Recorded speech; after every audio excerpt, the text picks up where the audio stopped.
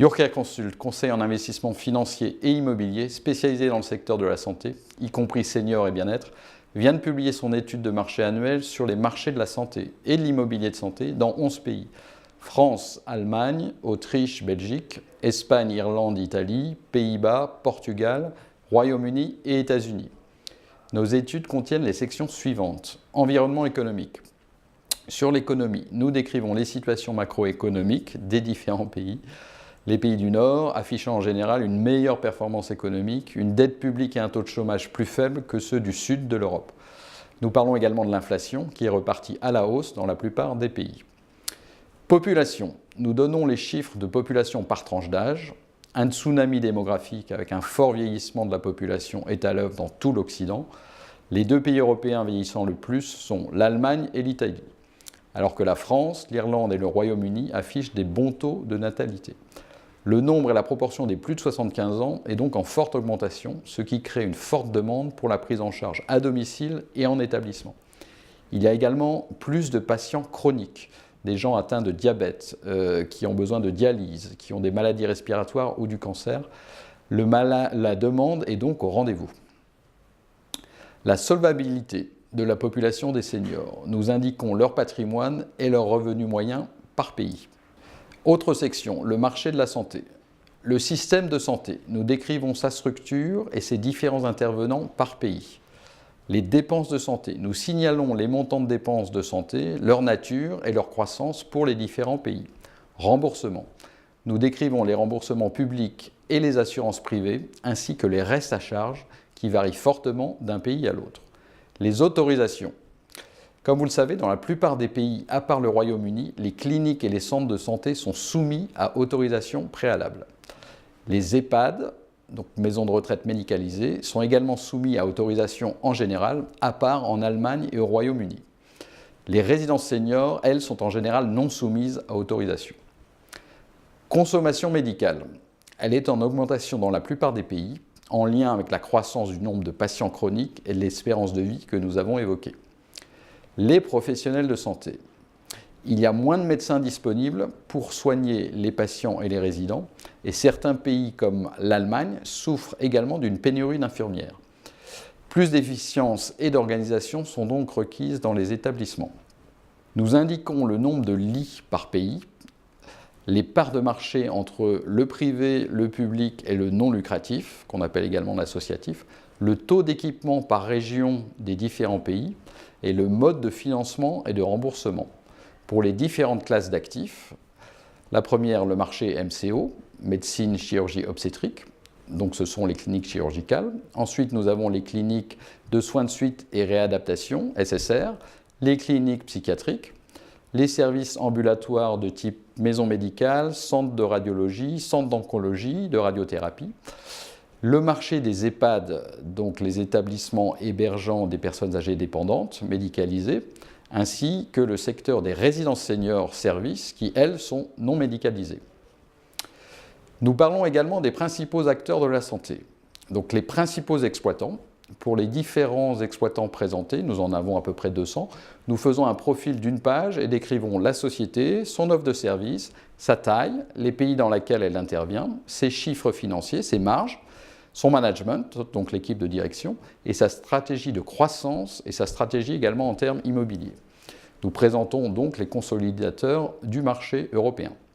Les principaux investisseurs, nous en évoquons à peu près 80 et nous reprenons les informations précédemment évoquées, ainsi que leur profil d'investissement effectué dans le passé et ceux recherchés pour le futur, la description de leur portefeuille immobilier, les rendements qu'ils attendent et qu'ils ont obtenus dans le passé.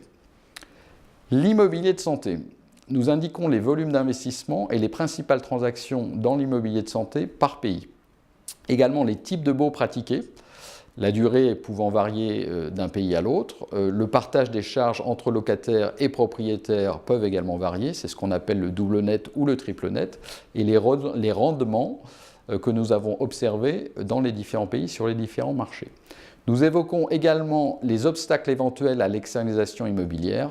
Par exemple, les cliniques chirurgicales allemandes bénéficient de subventions publiques pour leur construction et la maintenance de leur immobilier, tandis que leurs consoeurs espagnols ne récupèrent pas la TVA sur les loyers, ce qui rend pour ces deux pays l'externalisation immobilière de cliniques peu intéressante, peu attractive. Donc il y a un marché assez faible. Réglementation. Comme vous le savez, certains pays comme la France sont très centralisés, avec une réglementation unique s'appliquant dans tout le pays, alors que la plupart des autres pays d'Europe, comme l'Allemagne, la Belgique, l'Espagne, l'Italie, sont très décentralisés. Donc nous avons des standards immobiliers qui peuvent varier. Il existe par exemple des normes assez strictes dans les EHPAD, notamment en Allemagne, et qui varient par région, avec sur les régions allemandes des tailles maximales d'établissements et des ratios minimums de chambres particulières différentes. Dans cette étude, tout cela est accompagné d'un glossaire et d'un résumé. Nous vous proposons la synthèse de notre étude annuelle de l'immobilier de santé européen en 2018. Le volume d'investissement a été en augmentation de 70%, atteignant un niveau record de 7,6 milliards d'euros, avec une performance fantastique dans les pays du nord de l'Europe, forte hausse en Allemagne, plus 140%, Italie, plus 108%, Pays-Bas, plus 82% et Royaume-Uni, plus 80%. Une croissance qui a largement compensé l'activité modérée des autres pays d'Europe occidentale. Sur la France, nous avons un retour à la moyenne historique du volume d'investissement. L'immobilier de santé a représenté 3% du volume total de l'immobilier commercial, qui était évalué à 30 milliards en 2018, soit un volume d'investissement en immobilier de santé de 800 millions. Faible taux de pénétration des investisseurs étrangers, moins de 15% du montant investi, et principalement des investisseurs institutionnels. Le rendement moyen observé est de 5,3% dans les cliniques MCO et de 4,5% dans les maisons de retraite. L'Allemagne, le volume des investissements a atteint 2,4 milliards d'euros, ce qui fait 4% du volume total de l'immobilier commercial allemand qui, lui, a atteint 60 milliards en 2018. 67% de pénétration étrangère, donc les investisseurs internationaux ont été très actifs, et avec les nationaux également. Le rendement moyen observé est de 6,1% en 2018, alors qu'en 2017, on était plutôt sur 7%. Et les régions, les Länder les plus dynamiques ont été la Basse-Saxe, la Saxe, la Rhénanie du Nord-Westphalie et le Schleswig-Holstein. Les rendements prime sont tombés en dessous de 5%, notamment dans les EHPAD, et des rendements nettement inférieurs ont été également observés sur les centres-villes, les localisations les plus demandées. Royaume-Uni. Donc volume d'investissement record avec des investisseurs nationaux et internationaux. L'immobilier de santé représentait 3% du volume total de l'immobilier commercial en 2018, qu'on a estimé à 64 milliards de livres. Et donc un volume d'investissement dans l'immobilier de santé de 2,3 milliards de livres, soit 2,7 milliards d'euros, augmentation de 80%. Notamment d'importantes transactions ont eu lieu au second semestre avec l'entrée de nouveaux investisseurs d'Europe continentale. Toutefois, les principaux investisseurs sont restés les Britanniques. Cette année encore, en termes régionaux, l'Angleterre a été la région la plus dynamique, avec également quelques transactions en Écosse et au Pays de Galles. Les principaux investissements ont porté sur les maisons de retraite et peu de portefeuilles dans le secteur des maisons médicales ou du MCO. Une large fourchette de rendement en fonction de la qualité des actifs, avec un taux prime de 4%, qui devrait baisser en 2019, et des taux beaucoup plus élevés sur des actifs moins bien localisés. Belgique, une année de baisse en 2018, donc l'immobilier de santé a représenté à peu près 2% du total de l'immobilier commercial, qui est estimé à 4,8 milliards d'euros en 2018. Donc uniquement 130 millions sur l'immobilier de santé en 2018, notamment par deux investisseurs locaux. Transactions en Flandre pour une valeur d'à peu près 90 millions et en région bruxelloise pour une valeur de 40 millions. Rendement inférieur à 4,7%. Pays-Bas, volume d'investissement record, donc avec 4% du volume total de l'immobilier commercial qui a été estimé à 20 milliards. Donc on a eu 1 milliard d'euros en immobilier de santé, dont 500 millions pour des transactions hors marché, off-market. Donc 56% de pénétration des investisseurs internationaux, contre 45% en 2017, principalement belges. Baisse des rendements en moyen observés, donc 6,4% en 2018 contre 6,8% en 2017. Les rendements prime sont beaucoup plus bas, donc on peut trouver 4,7% dans les maisons de retraite, 5,4% dans les maisons médicales et 6,2% dans les cliniques chirurgicales. On pense qu'en 2019, le volume devrait continuer à augmenter. Italie, volume d'investissement également record, 500 millions en 2018, 7% du volume total de l'immobilier commercial, qui est estimé à 6,7 milliards d'euros. Donc nous avons atteint 500 millions en immobilier de santé. Les investisseurs étrangers ont représenté à peu près 2/3 de l'investissement immobilier, notamment en acquérant des portefeuilles de maisons de retraite à construire.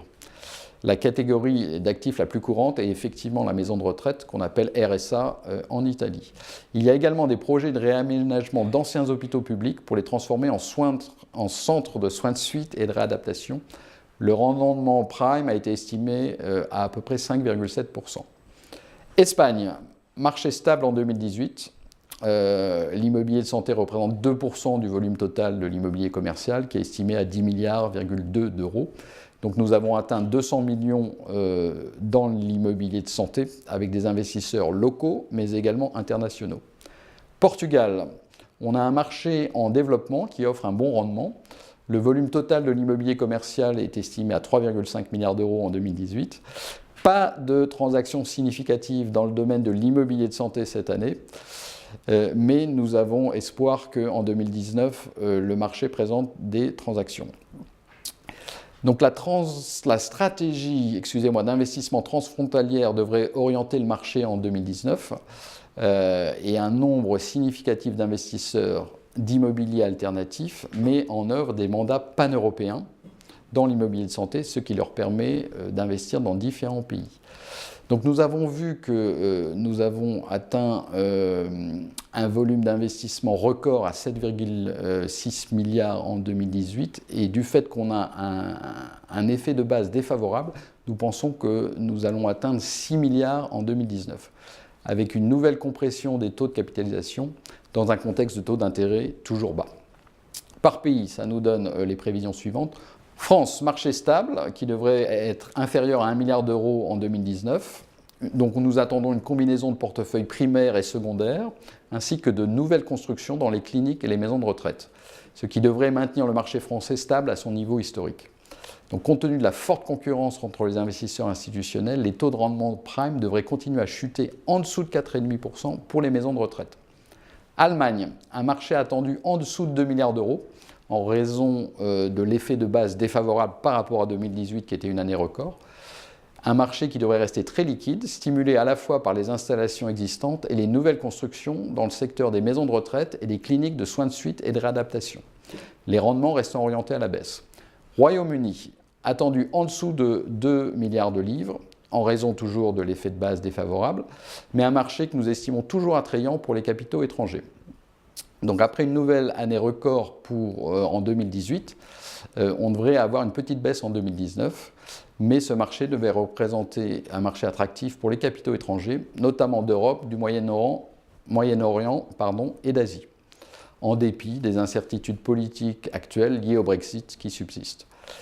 La fourchette de rendement est assez large, comme on l'a vu, et devrait subsister en fonction de la qualité des actifs.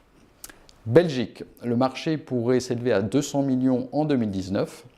Donc, compte tenu du faible niveau de base de l'investissement immobilier dans le secteur de la santé en Belgique, il suffirait d'un portefeuille pour changer la donne et aider le marché à atteindre de nouveau la barre des 200 millions, avec toujours une pression à la baisse sur les rendements. Pays-Bas, nous pensons qu'une nouvelle année record peut être attendue en 2019 avec le marché qui pourrait dépasser le milliard d'euros. Donc la transparence augmente, l'immobilier de santé est en train de devenir une catégorie d'investissement mature, avec des conditions de marché favorables. Donc il est prévu que les exploitants de services à la santé continuent à vendre davantage de biens immobiliers en 2019, ce qui permettrait donc d'atteindre un volume de transactions record, avec des rendements toujours en baisse. Italie, nous avons des attentes favorables pour 2019, avec un marché que nous prévoyons au-dessus de 500 millions.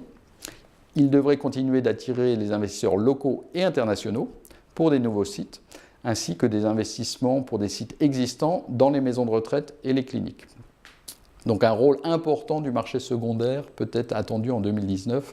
Une compression modérée des rendements est attendue en Italie compte tenu de son contexte macroéconomique. Espagne, nous pensons que le marché devrait augmenter à 300 millions.